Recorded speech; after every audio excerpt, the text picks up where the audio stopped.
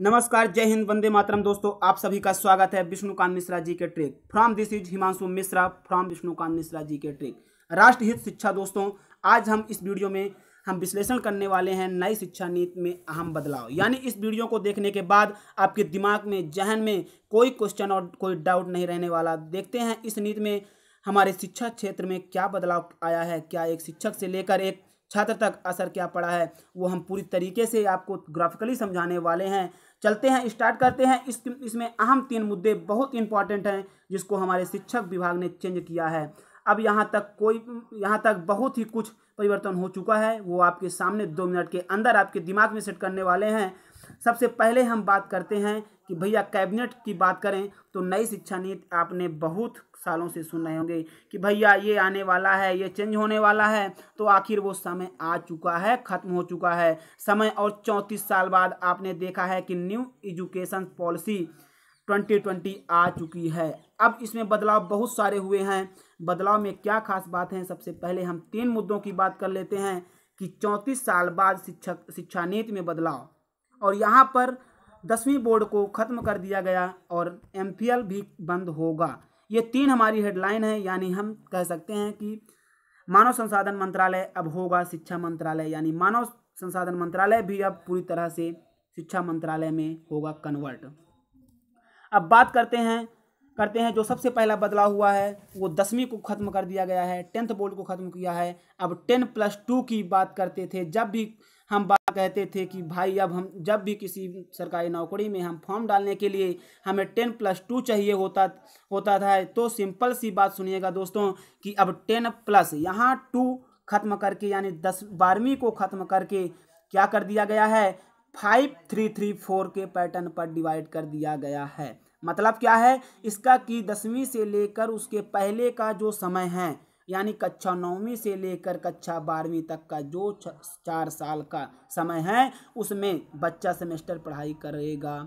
मतलब अब कोई भी बच्चा कोई स्ट्रीम को ले सकता है, चाहे 12वीं का बच्चा आर्ट का लेना चाहे, मैथ लेना चाहे, बायोलॉजी लेना चाहे, मैथ पढ़ना चाहे।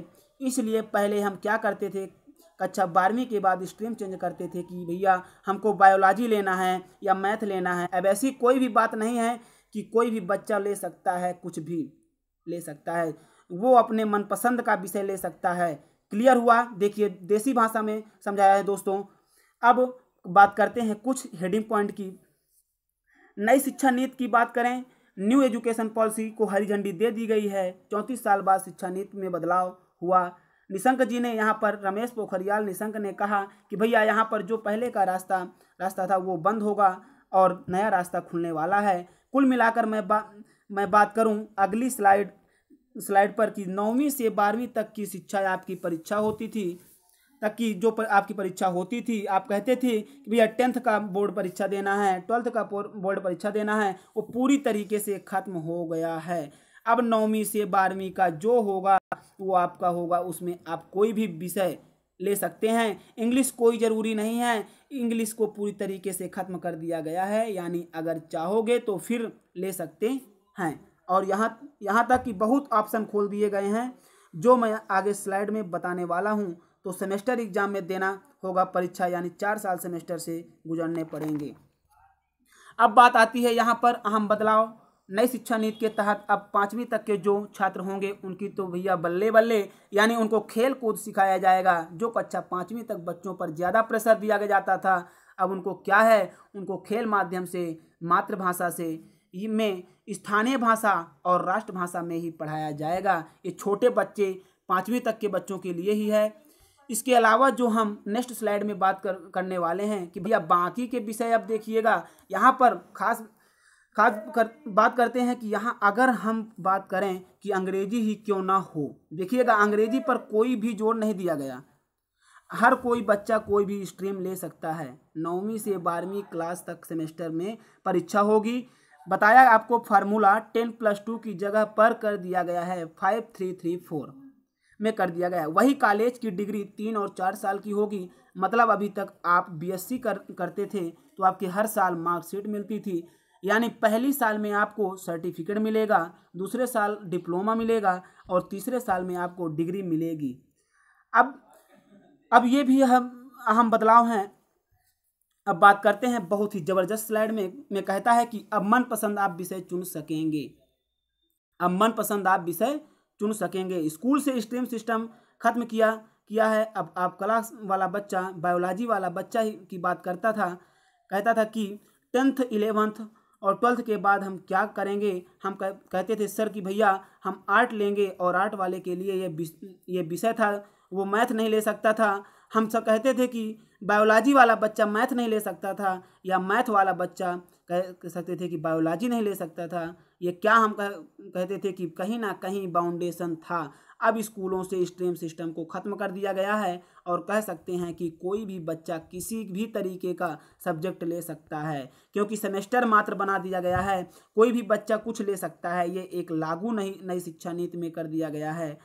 अब मैंने कह दिया कि चुन सकेंगे मनपसंद के विषय।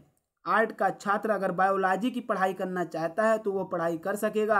आर्ट में कोई ज़रूरी नहीं है कि कोई बच्चा यहाँ पर यूपीएससी की तैयारी करना चाहता है तो बच्चा अगर ज्योग्राफी लेना चाहता है तो ज्योग्राफी ले सकता है। मैथ का बच्चा अगर यहाँ पर ज्योग्राफी लेना चाहता है, हिस्ट्री लेना चाहता है तो ले सकता है। यहाँ कोई भी बाउंडेशन नहीं होगा। समझ रहे हैं ना दोस्तों कि बायोलॉजी वाला बच्चा मैथ लेना चाहता है तो ले सकता है। वहाँ पर एक अलग सिस्टम को अपनाना होगा। सिंपल सी बात समझिएगा। अब बात आती है यहाँ पर नेक्स्ट स्लाइड में, जो हमारी यहाँ है पर जो क्या बदलाव आते हैं इनको भी देख लेते हैं। कक्षा 6 से सीख सकेंगे कंप्यूटर कोडिंग। कक्षा 6 से सीख सकेंगे कंप्यूटर कोडिंग, यानी कंप्यूटर सिस्टम को हम अच्छी तरीके से यहाँ पर शिक्षा नीति में जो बदलाव किया गया है। यानी आप सभी को एक और बताना चाहूँगा, बहुत ही बेहतरीन जानकारी। इसमें कहा गया है कि बच्चों को अनुभव प्राप्त कराने के लिए एक पेंटरिंग अगर कारपेंटर में ज़्यादा रुचि उनका मन लग रहा है तो हम उसको किसी भी शॉप में भेजेंगे, या फिर किसी ऐसी पेंटिंग की शॉप में भेजेंगे जिससे बच्चे में हुनर को भी जागृत किया जा सके। मतलब कहीं ना कहीं इंटर्नशिप की बात करेंगे जहाँ पर बच्चे जाकर सीखेंगे। सिंपल सी बात समझिएगा दोस्तों। और इसके अलावा अगर बात करें यहाँ पर एमए के लिए हमें एमफिल नहीं करना होगा। स्टूडेंट सीधे एमए के बाद जो पीएचडी कर पाएंगे। याद रखिएगा दोस्तों, ऑप्शन नंबर चला जाएगा। जो भी होंगे वो ऑप्शन होंगे, याद रखिएगा। ऑप्शन की बात करें तो ऑप्शन आपके लिए नई शिक्षा नीति के अनुसार जो हैं यहाँ पर खोल कर रख दिए जाएंगे। अब यहाँ पर बात करते हैं स्कूलों, उच्च शिक्षा संस्थानों में संस्कृत को बढ़ावा देंगे। संस्कृत अब हर उच्च संस्थानों में पढ़ाई जाएगी। इसके अलावा जो हम बात करें दोस्तों, हर कॉलेज में संगीत, कला, साहित्य पढ़ाया जाएगा। हर विषय पढ़ाया जाएगा। यहाँ तक कि छोटे छोटे विषयों को भी डिवाइड करके हर तरीके का व्यवहारिक ज्ञान आपके दिमाग में, कंप्यूटर सिस्टम से लेकर यहाँ पर ज्योग्राफिकल सिस्टम तक आपके दिमाग में भरा जाने वाला है। दूसरी चीज़ है, अगर हम बात करें लास्ट सिस्टम की बात करें तो एक बहुत बड़ा यहाँ पर सवाल है कि एक निश्चित फीस से ज़्यादा फीस नहीं ले पाएंगे।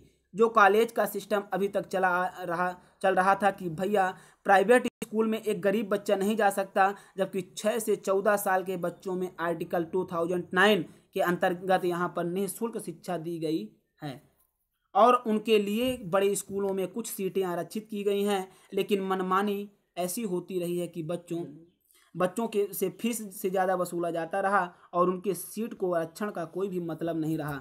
तो वो भी यहाँ पर नई शिक्षा नीति में बदलाव हुआ है। और एक चीज़ बता देना चाहता हूँ कि कहीं ना कहीं शिक्षा नीति में आपके जो अध्यापक लगने वाले हैं, यानी जो नए अध्यापक यहाँ पर लगने वाले हैं, उनमें कंपटीशन बहुत ही ज़्यादा तगड़ा होने वाला है। उनकी फीस में कटौती भी किया जाएगा, ऐसा भी इस शिक्षा नीति में संभव होने वाला है। और ये पूरी तरीके से नहीं कहा गया है, लेकिन लागू होने के बाद ये आपके सामने मिल जाएगा शिक्षा नीति में। ये भी हमें लग रहा है कि हमारा जो एक व्यू है उस शिक्षकों के पद भी कम किए जा सकते हैं, और एक तगड़ा कंपटीशन हो सकता है नियुक्ति के आधार पर शिक्षक के लिए। इसलिए कहीं ना कहीं कंपटीशन हाई होने वाला है दोस्तों। तो दोस्तों कैसी लगी ये वीडियो, पूरा विश्लेषण आपके सामने रखा है।